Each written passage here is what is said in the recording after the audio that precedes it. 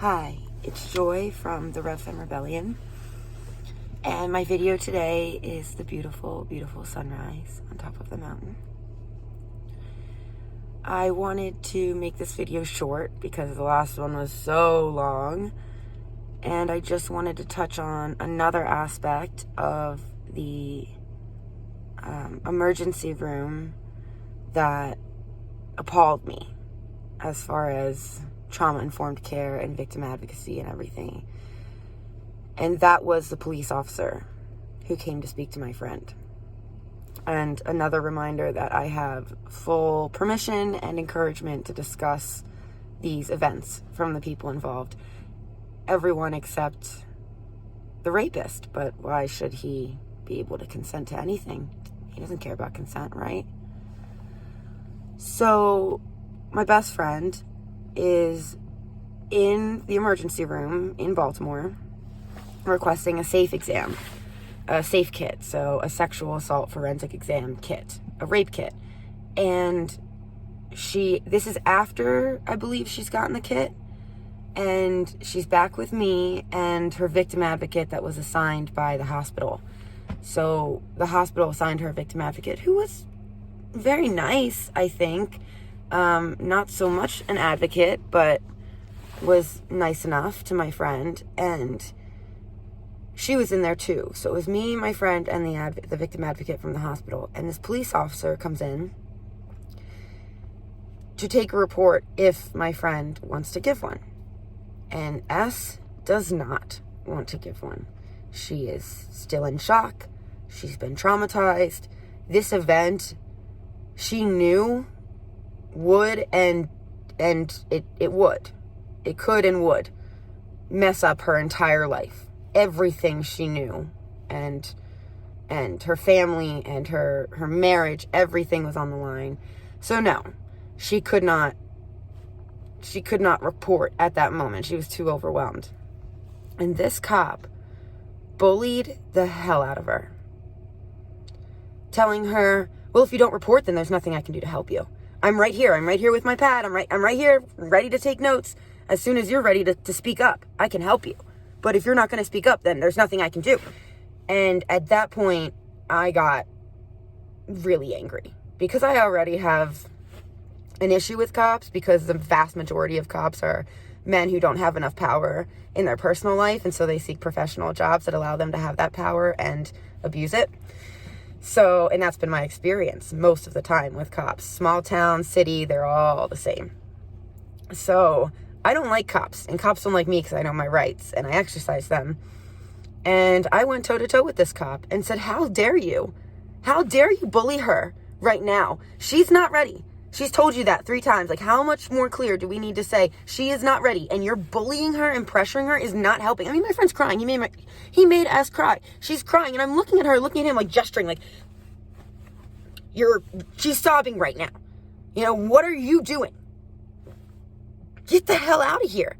And it was me getting angry with this cop that thankfully the victim advocate from the hospital also spoke up and said, yeah, you know, you're being kind of aggressive, dude, and you need to back off. This young woman needs space. She needs patience. She needs care, not some jerk pressuring her into doing something she doesn't want to do.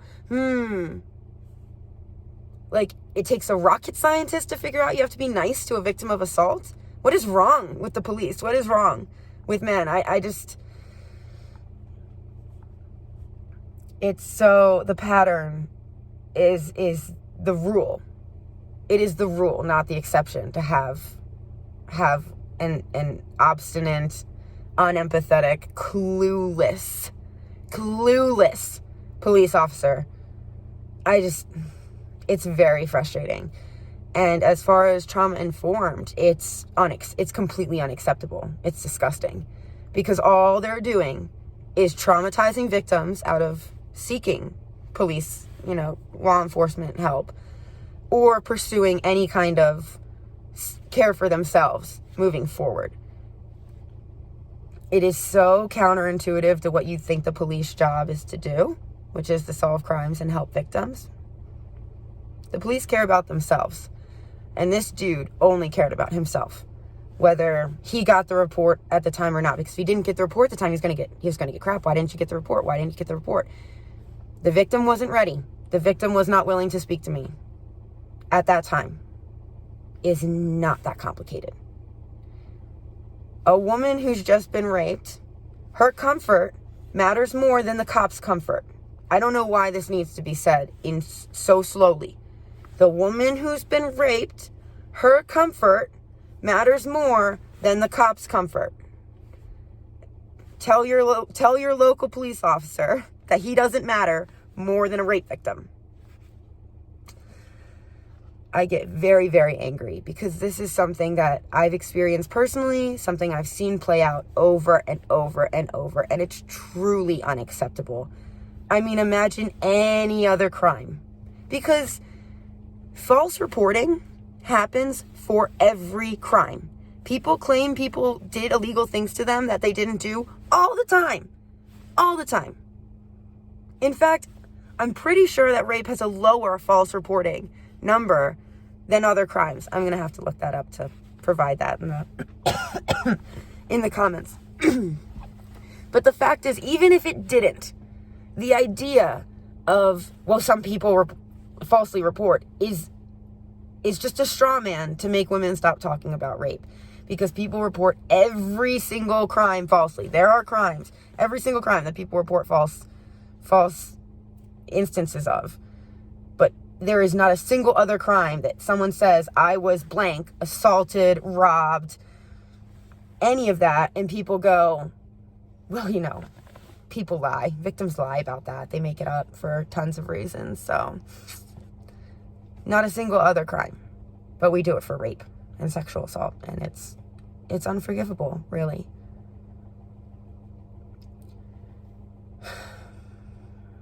And all we're doing is hurting victims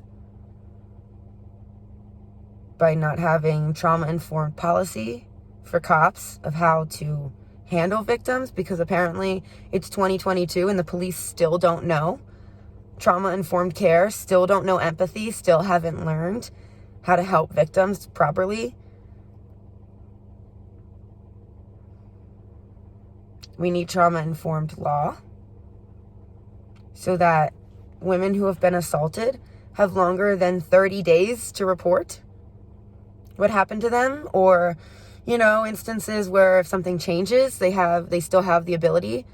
Oh, well, my rapist got a job where I work. I can't do this. I need him. I can't work with him. We need to be able to report.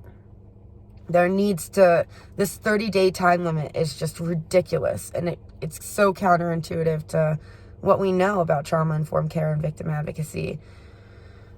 And seeing it play out with my best friend in the ER was just infuriating. I've got to be honest. Like, I wanted to just scream at that guy. I could not believe how unprofessional, how completely unprofessional he was acting. And misogynistic. So, like, openly misogynistic, completely unprofessional, and this is what's acceptable from police officers. I say no.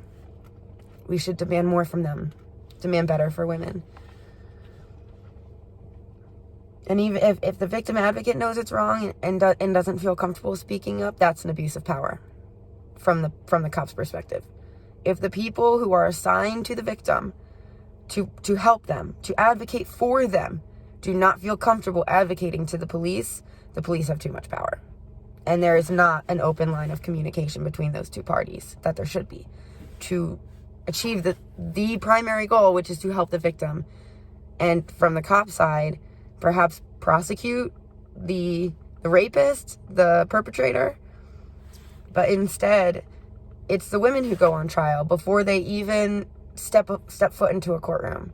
The women are on trial. The only crime I can think of where you're presumed a liar for saying it happened to you, and the man who you say did it is a presumed innocent, no matter what. It's really remarkable. And I think I'm also really frustrated with the lack of acknowledgement that that's what this culture is. The complete erasure of rape culture and its devastating effects on women and girls. Real life devastating effects on justice, on our quality of life, on our personhood. And you talk about rape culture and you talk about these issues and people roll their eyes and they tell you that you are dramatic or manufacturing issues. What happened to my friend in that ER where she was bullied by the cop and walked out of there saying, I'm never going to report. Never going to do it. Happens all the time. So police officers are traumatizing victims out of reporting what happened to them. The cops are making victims feel too unsafe to come forward about their rape. This is unacceptable. And I don't know how I'm going to change it yet, but mark my words, we will change this.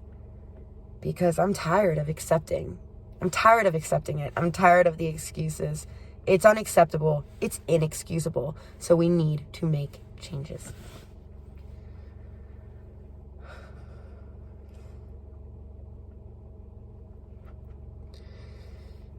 So that's one more piece. Oh, before I stop, I also want to say we asked him, this police officer, where do we report? Where can the victim report when she's ready to report? And he shrugs and says, call 911. And we're like, call 911? He's like, yeah, just call 911 and tell them that you're ready to report what happened, blah, blah, blah. I'll get into the phone call chains, plural, that we fell into over this whole process. But it was not as simple as calling 911. So not only did he bully this young woman out of reporting her rape, he bullied her out of reporting, okay? Not into it, bullied her out of it. Then he gave her the wrong information of how to report. In fact, he told her what to do something that would get her in trouble. So he didn't even, and there was no follow-up. Not a single person, not that officer, no one called her to follow up and say, hey, how are you doing? Have you thought any more about reporting? I just wanted to let you know that this is your options. There's legal counseling if you need it. Nothing. The victim advocate didn't follow up. Where is the trauma-informed care? So, knowing that we need it so desperately, it just doesn't feel like I wouldn't know how to spend the rest of my life doing anything but trying to change this, because this is so unacceptable. And women deserve better. So thank you for listening, and I will talk to you later.